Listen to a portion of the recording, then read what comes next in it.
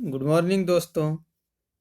आइए आज हम आरआरबी एनटीपीसी ग्रुप डी एवं अन्य प्रतियोगी परीक्षाओं में पूछे जाने वाले सामान्य अध्ययन के प्रश्नों का फटाफट रिवीजन करते हैं।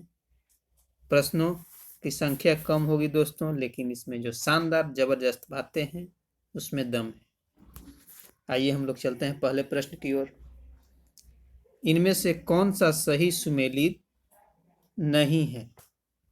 ऑप्शन ए डेबोरिनर का त्रिक नियम, ऑप्शन बी न्यूलैंड का अष्टक नियम, ऑप्शन सी मोसले का आधुनिक आवर्त सारणी, ऑप्शन डी हाइजेनबर्ग का अपवर्जन नियम। दोस्तों इस प्रश्न का सही उत्तर है ऑप्शन डी हाइजेनबर्ग का अपवर्जन नियम, यानी कि गलत है। हाइजेनबर्ग ने अनिश्चितता का सिद्धांत दिया था। आइए दोस्तों हम लोग देखते हैं शानदार जबरदस्त बात की ओर। आवर्त सारणी के विकास में पहला प्रयास किसने किया दोस्तों? तो डोबेराइनर ने किया। डोबेराइनर ने कौन सा नियम दिया दोस्तों? त्रिक नियम दिया। आवर्त सारणी के विकास में दूसरा प्रयास किसने किया? न्यूलैंड ने किया दोस्तों।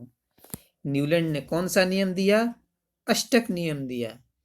मेंडलीफ ने परमाणु द्रव्यमान के आधार पर आवर्त सारणी बनाया। मेंडलीफ के आवर्त सारणी में कितने आवर्त थे? 7 आवर्त, एवं वर्ग की संख्या कितने थे?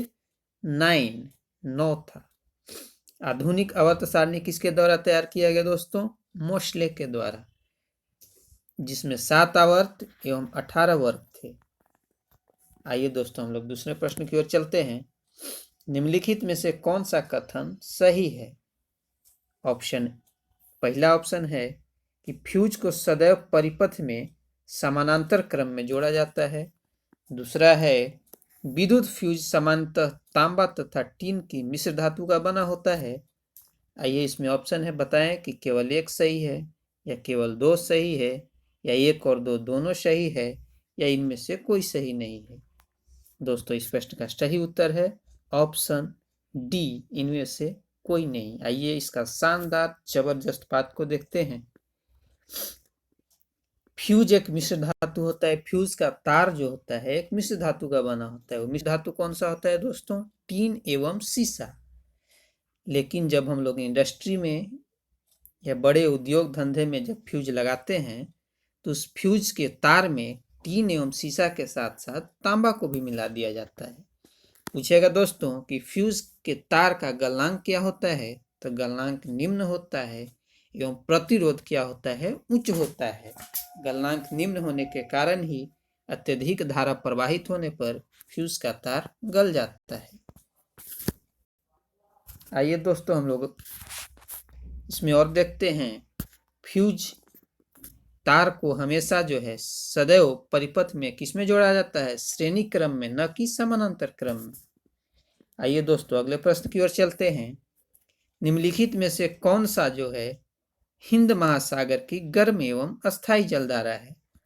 ऑप्शन ए पश्चिमी ऑस्ट्रेलियन जलधारा, ऑप्शन बी सुसीमा जलधारा, ऑप्शन सी बेंगुएला जलधारा, ऑप्शन डी मोजाम्बिक जलधारा। दोस्तों इस प्रश्न का सही उत्तर है ऑप्शन डी मोजाम्बिक जलधारा। आइए शानदार जबरदस्त बात को देखते हैं। जलधाराएं सामान्यतः 2 प्रकार की होती है दोस्तों, गर्म जलधारा एवं ठंडी जलधारा। गर्म जलधारा की उत्पत्ति कहाँ होती है दोस्तों? विषुवत रेखा की ओर, एवं ठंडी जलधारा की उत्पत्ति सामान्यतः ध्रुवों की ओर होती है। आइए हम लोग कुछ जलधारा को देखते हैं। पश्चिमी ऑस्ट्रेलिया जलधारा जो है हिंद महासागर की ठंडी जलधारा है। आइए आगे देखते हैं दोस्तों। सुसीमा जलधारा जो है प्रशांत महासागर की गर्म जलधारा है। बेंगुएला जलधारा अटलांटिक महासागर की ठंडी जलधारा है। आइए अगले प्रश्न की ओर चलते हैं। ग्लोबल वार्मिंग हेतु निम्न में से कौन एक महत्वपूर्ण जिम्मेदार कारक है? ऑप्शन ए है दोस्तों पेड़ पौधे, ऑप्शन बी है नदी, ऑप्शन सी गेहूं के खेत, ऑप्शन डी धान की फसल। इस प्रश्न का सही उत्तर है दोस्तों ऑप्शन डी धान की फसल, क्योंकि धान की फसल से मीथेन गैस निकलता है जो ग्लोबल वार्मिंग के लिए जिम्मेदार है दोस्तों। आइए देखते हैं ग्लोबल वार्मिंग का मतलब क्या होता है। पृथ्वी के तापमान में वृद्धि। ग्लोबल वार्मिंग के कारण ही ऐसा शंका जताया जा रहा है कि ग्लेशियर धीरे धीरे पिघल रहे हैं दोस्तों। इसलिए ग्लोबल वार्मिंग को रोकने के लिए बहुत जोर शोर से प्रयास चल रहे हैं। आइए दोस्तों अगले प्रश्न की ओर चलते हैं। दक्षिण आल्प्स पर्वत किस देश में स्थित है? क्वेश्चन है दक्षिणी आल्प्स पर्वत किस देश में स्थित है? Option A Switzerland, option B New Zealand, option C Indonesia, option D दक्षिण अफ्रीका। इस प्रश्न का सही उत्तर है दोस्तों ऑप्शन बी न्यूजीलैंड। आइए दोस्तों इस प्रश्न से संबंधित शानदार जबरदस्त बातों को देखते हैं। आइए हम लोग इस प्रश्न में देखते हैं विश्व के प्रमुख पर्वतों को देखते हैं।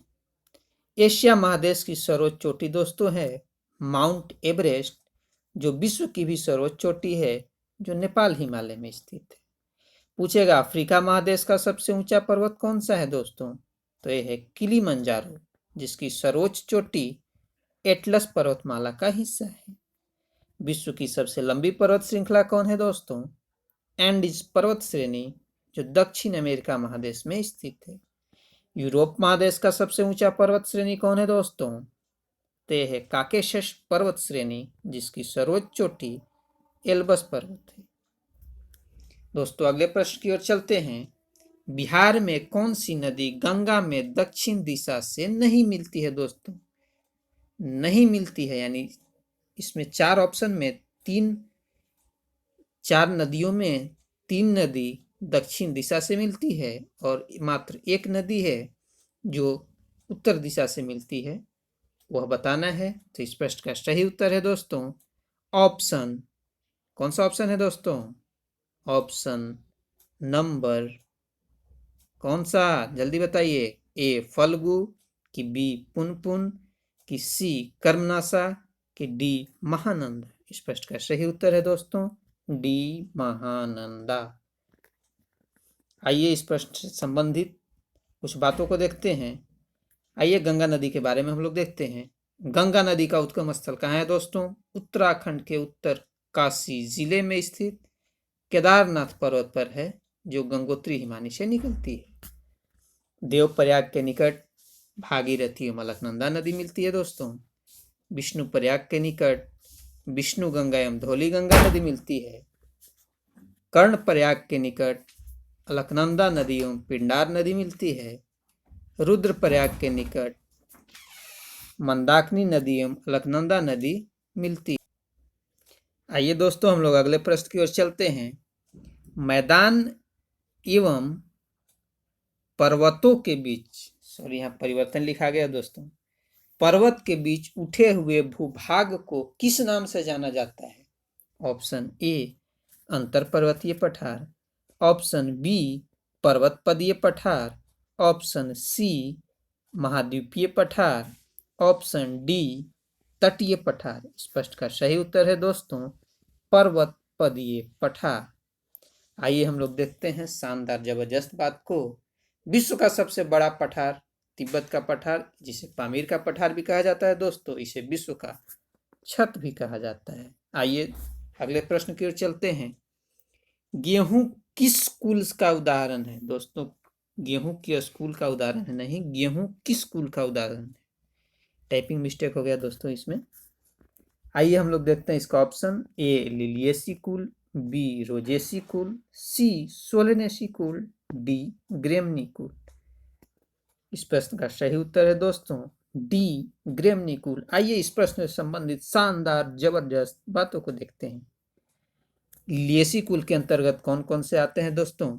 प्याज, लहसुन, सतावर। ग्रेमनी कुल के अंतर्गत कौन कौन आता है दोस्तों? चावल, गेहूं, ज्वार, बाजरा, मक्का, ईख।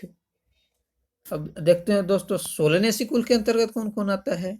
आलू, बैगन, टमाटर, तंबाकू, धतूरा। अब आइए देखते हैं दोस्तों रोजेसी कुल के अंतर्गत कौन कौन आता है? गुलाब, सेव, नाशपाती। आइए दोस्तों अगले प्रश्न की ओर चलते हैं। अगला प्रश्न है हमारा कि यदि लोकसभा में बजट पारित नहीं होता है तो क्या होगा।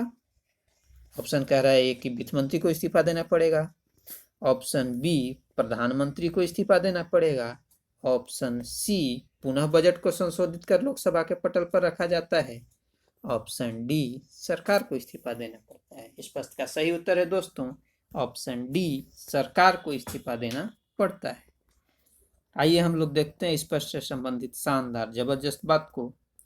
हमारे संविधान में बजट शब्द का उल्लेख नहीं है दोस्तों। हमारे संविधान में बजट के स्थान पर आर्थिक वित्तीय विवरण शब्द का उल्लेख है।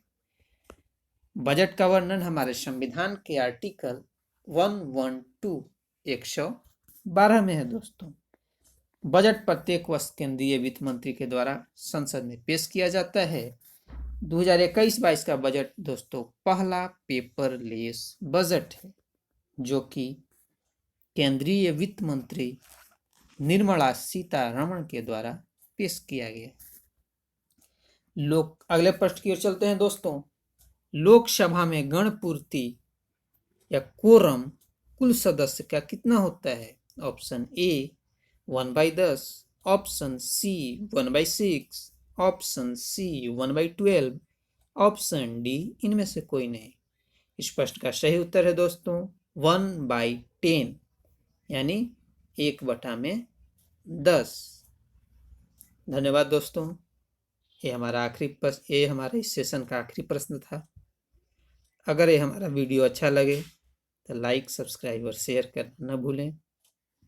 धन्यवाद दोस्तों। प्रश्नों की संख्या जरूर कम है लेकिन इसमें जो शानदार जबरदस्त बातें हैं वो एग्जाम में हमेशा पूछे जाते हैं। धन्यवाद दोस्तों।